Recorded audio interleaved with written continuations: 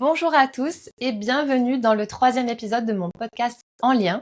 Je vais commencer par me présenter parce que vous êtes nombreuses à m'avoir dit mais tu t'es pas présenté dans les 2 épisodes précédents. Et c'est vrai, j'ai pas dit qui j'étais. Pour vous dire la vérité, je pensais mettre une bande-annonce en début de mon podcast, comme vous pouvez en entendre parfois sur certains podcasts, une bande-annonce toujours la même où on dit qui on est et quel est le but du podcast.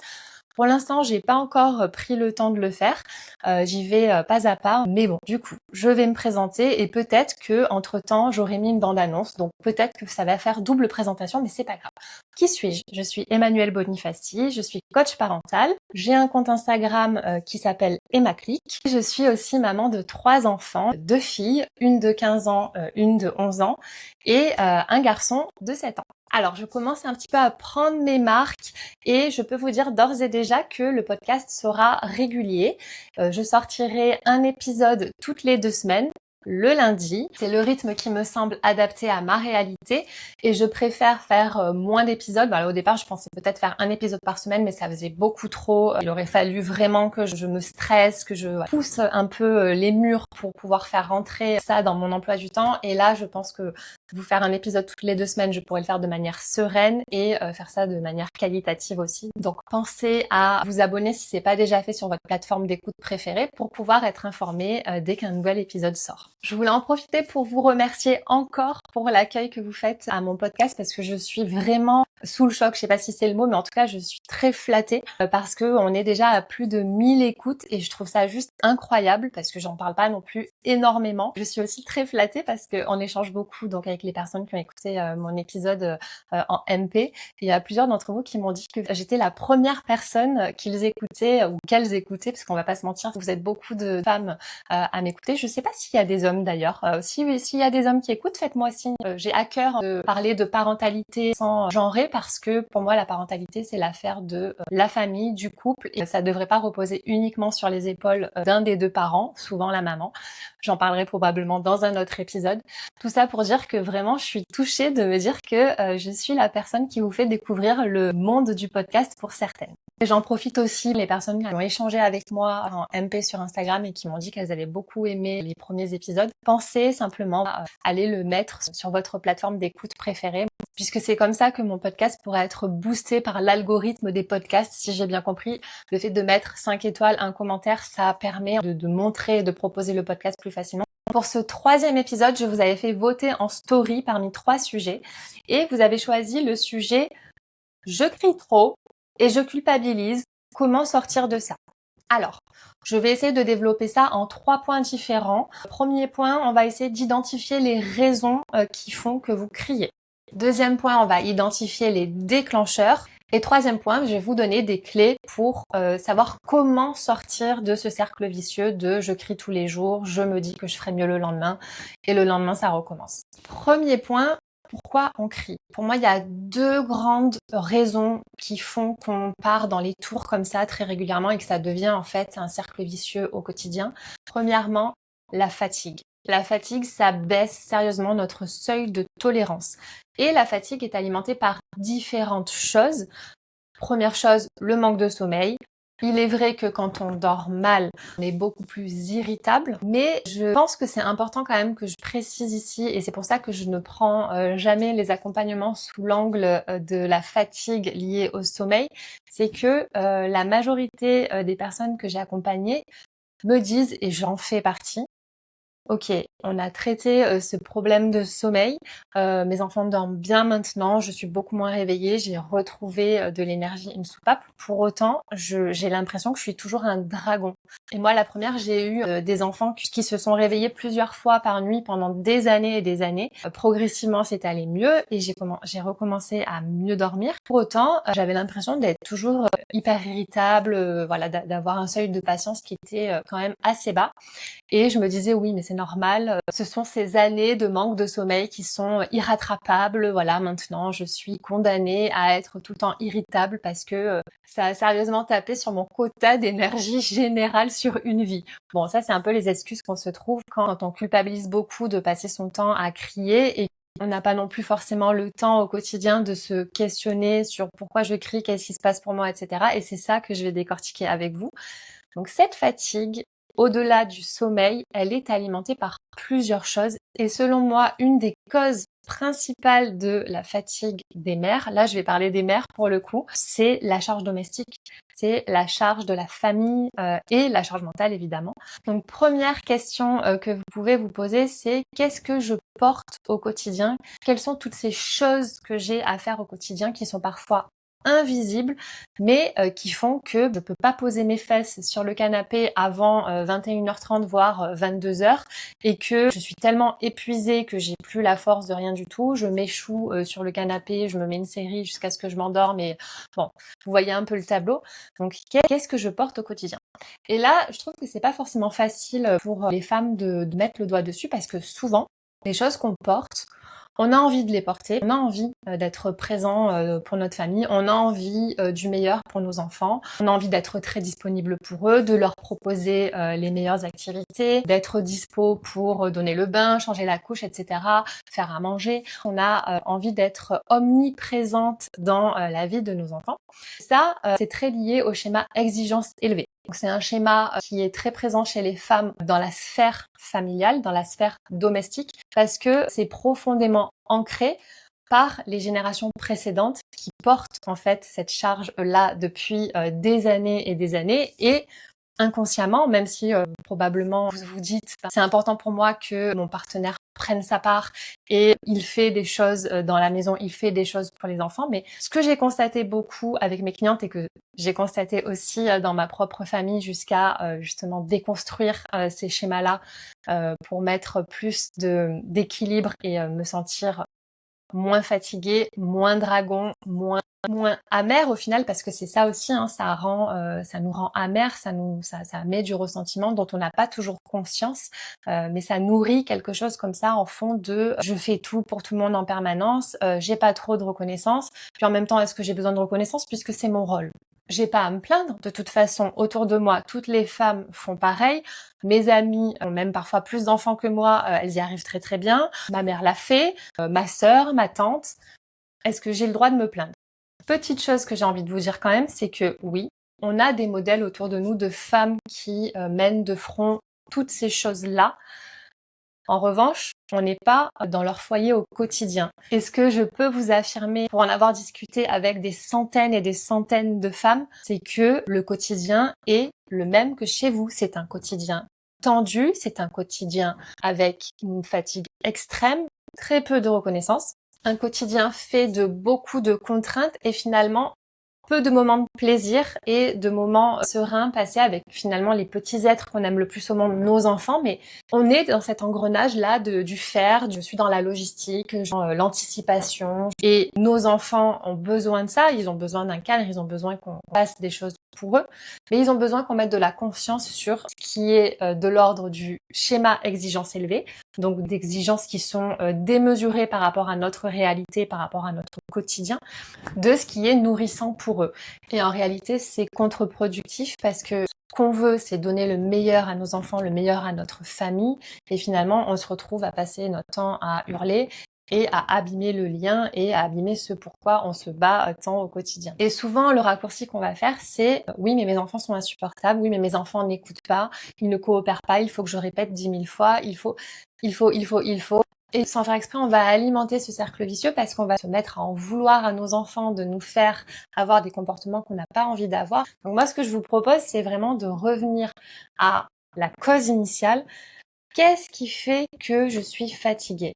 J'ai des enfants, on sait que les enfants sont immatures émotionnellement, ça demande d'avoir une certaine posture, donc ça j'en parle aussi beaucoup dans l'atelier Enfants pénibles qui revient le 30 septembre. Donc savoir comment faire en sorte que nos enfants se sentent compris pour, au lieu qu'on se dise chaque jour, et il me fait répéter, il me fait hurler, il est pénible en permanence. Ok, je change de posture, je me mets en lien avec lui et comme par magie, spoiler, c'est pas de la magie du tout, c'est juste un changement de posture, ça demande un peu d'effort au départ, mais effectivement les résultats sont assez incroyables parce qu'un enfant qui se sent compris, il va très rapidement mieux fonctionner. Donc c'est ça que je propose dans l'atelier. Et si vous voulez retrouver le détail, je vous le mettrai en lien dans le descriptif de l'épisode. Selon moi, vraiment la cause principale de la fatigue, c'est ces exigences démesurées qu'on se fixe et qui finalement nous font nous éloigner du parent qu'on a envie d'être avec nos enfants. Ce que je tiens à préciser, c'est que c'est vraiment pas une question de faute, c'est un mécanisme qui se met en place insidieusement et tant qu'on n'a pas mis le doigt dessus, on continue là-dedans. Donc c'est important là avec cet épisode de vous demander, ok, qu'est-ce que je porte au quotidien? Est-ce que ça me rend heureuse? Est-ce que ça rend heureux mes enfants? Est-ce que tout ce que je fais, tout ce que j'ai en charge, toute cette charge domestique, cette charge familiale, etc., doit reposer uniquement sur mes épaules? Qu'est-ce que je peux ajuster? Parfois, on se dit, oui, mais maintenant, c'est trop tard. Dans ma famille, ça s'est mis en place comme ça et je vois pas ce qu'on pourrait changer. Je vous l'assure, à partir du moment où vous comprenez que ce n'est pas normal que vous ayez à porter tout ça sur vos épaules seul, premier pas, c'est une prise de conscience. Ça sème une petite graine et ça permet d'établir des changements derrière. Pour vous parler de mon expérience personnelle, j'étais cette maman qui m'y présente, voilà, qui voulait être dispo dans toutes les sphères de la vie de mes enfants. J'avais envie d'être très proche de mes enfants, sauf que à un moment donné, les journées font 24 heures, l'énergie n'est pas inépuisable et je me suis vraiment retrouvée dans cet engrenage de je suis fatiguée en permanence et je crie en permanence. Donc là où vraiment j'avais envie d'être proche de mes enfants, mais ils voyaient que la mère en colère, la mère dragon, la mère pas cool, pas fun. Moi, j'étais en train de produire l'opposé de ce que je voulais. Donc ça, clairement, qu'est-ce que j'ai fait?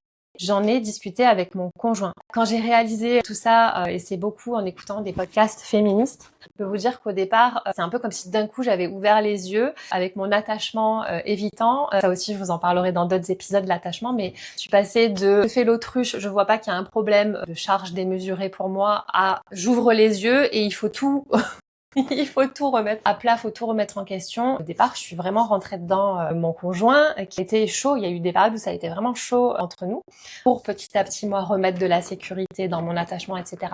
Et donc, pouvoir faire passer des messages différemment.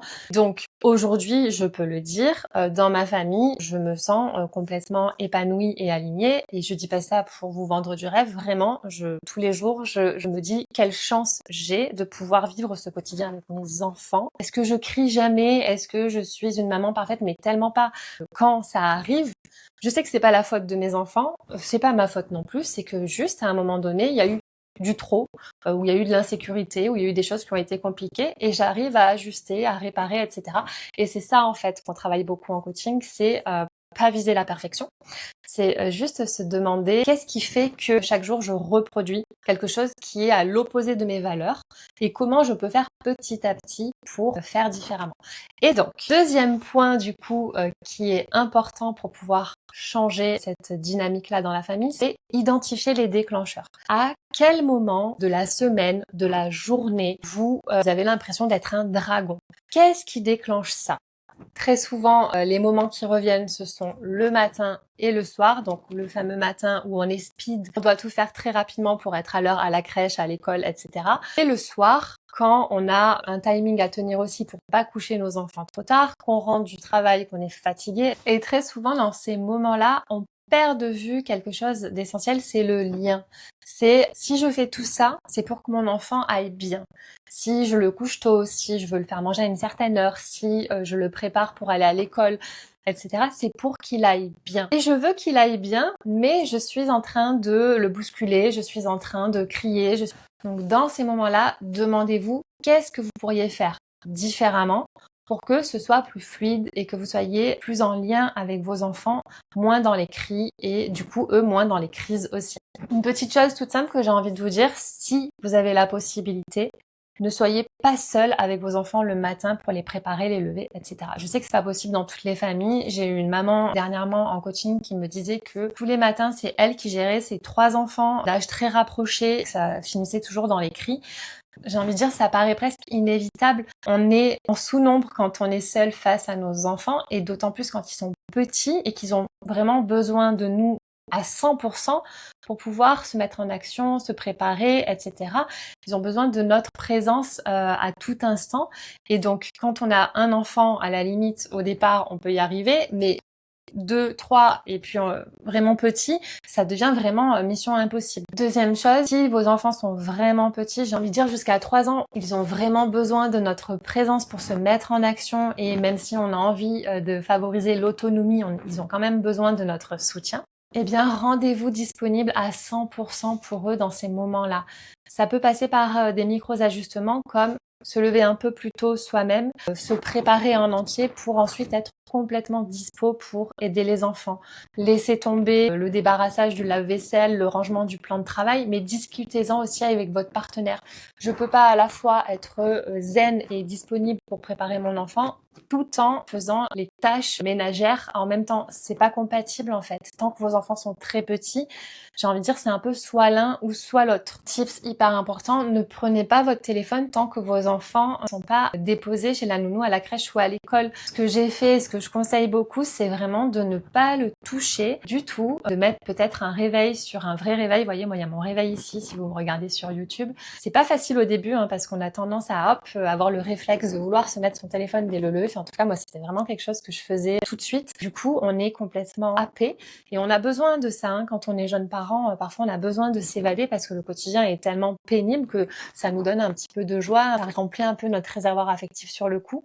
Mais le revers de la médaille, c'est vraiment que on va être coupé tout le temps dans ce qu'on est en train de faire sur notre téléphone par un de nos enfants. On va pas supporter, on est déjà irritable parce qu'on a accumulé toute cette fatigue et c'est aussi voilà le cercle vicieux qui se met en place. Et il y a un autre moment, peut-être que vous aussi c'est comme ça chez vous, mais les mercredis kids, moi je travaille plus le mercredi depuis la naissance de mon troisième enfant. Au début c'était terrible, j'avais décidé de pas travailler le mercredi, mais je passais mon temps à hurler sur mes enfants.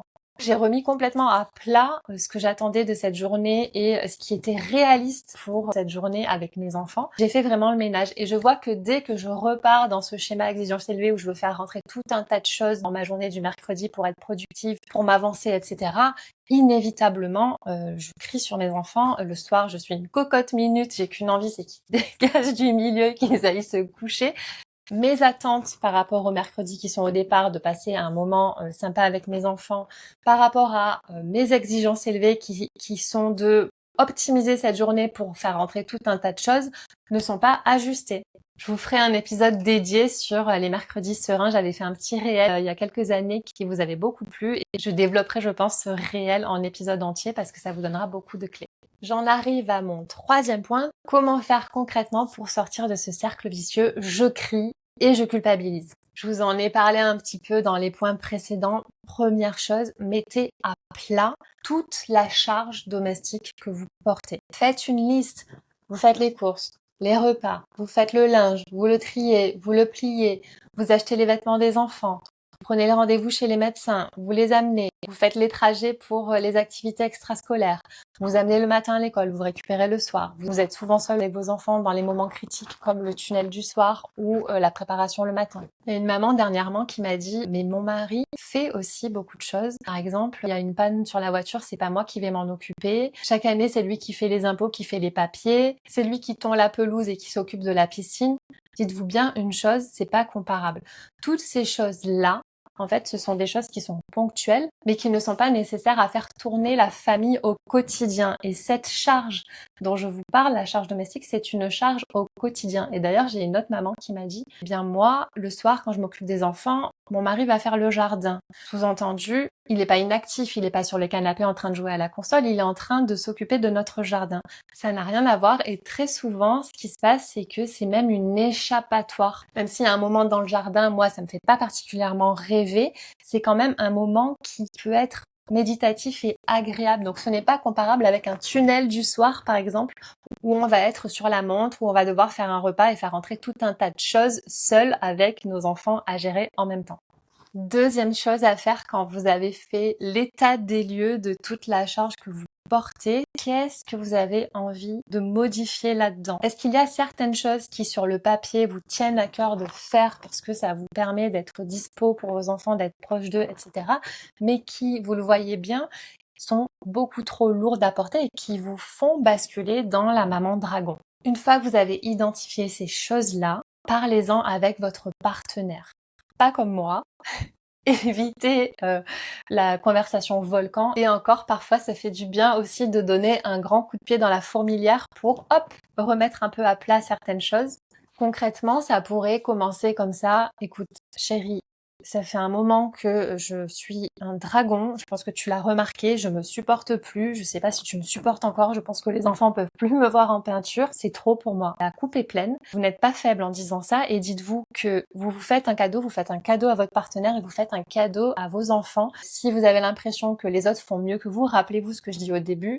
Vos amis, vos sœurs, vos mères étaient probablement le dragon que vous êtes au quotidien. Donc chérie, j'aimerais qu'on remette à plat certaines choses, qu'on discute de certaines choses parce que moi ce que j'ai envie c'est qu'on soit tous bien au quotidien, qu'on soit serein au quotidien. Et là, je m'éloigne vraiment de la vie de famille que j'ai envie de vivre avec vous. Et ça n'a rien d'égoïste, c'est un acte d'amour, vraiment, dites-le vous. Donc, pour résumer l'épisode, premier point, les raisons qui font que vous passez votre temps à crier ne sont pas tant liées au manque de sommeil qu'à votre schéma exigence élevé. Deuxième point, il est important d'identifier les moments où vous êtes ce fameux dragon. Souvent, c'est le soir, le matin et les jours où vous êtes seul avec vos enfants. Troisième point, pour sortir de ce cercle vicieux, commencez par faire un état des lieux et puis parlez-en avec votre partenaire. Vous n'êtes pas coincé et vous pouvez vraiment accéder à beaucoup plus de sérénité au quotidien et ressembler à la maman que vous vouliez être au départ. Voilà, j'espère que cet épisode vous a plu et je vous dis à dans 15 jours pour le 4e épisode. À bientôt!